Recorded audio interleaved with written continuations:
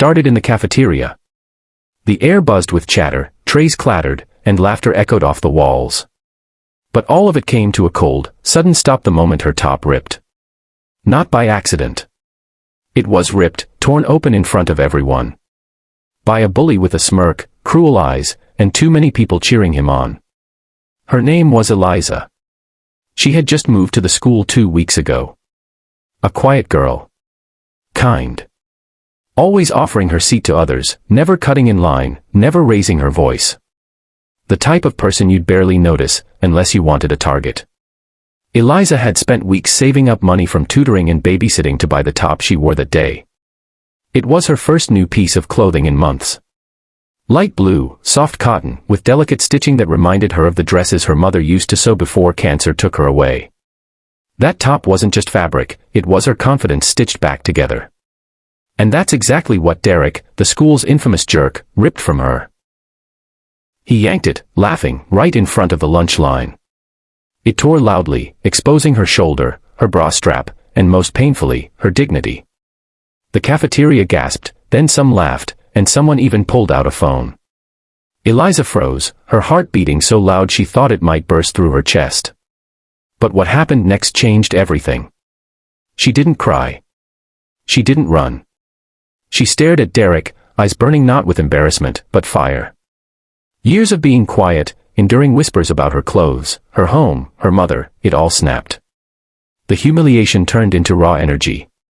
She dropped her tray. Stepped forward.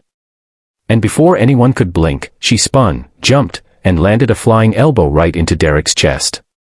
The sound of his breath leaving his lungs was followed by the thud of his body crashing onto the floor. Trays dropped.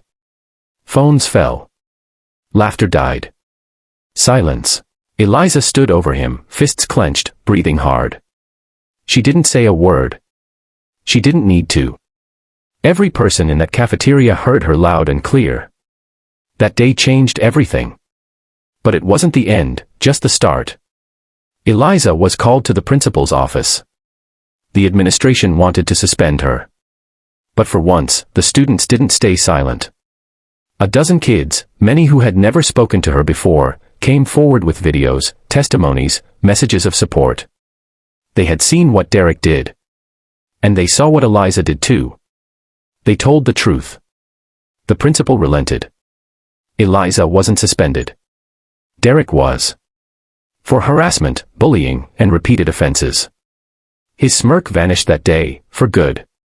But Eliza's battle wasn't just with bullies. It was inside, too. After her mother's death, Eliza's world had gone quiet. She barely spoke, stopped joining clubs, avoided eye contact. She'd built walls. But that moment, as terrifying as it was, knocked a hole in the walls. Not because she fought back physically, but because for the first time in years, she stood up for herself. Publicly. Her challenges were far from over. There were still whispers. Some people still stared.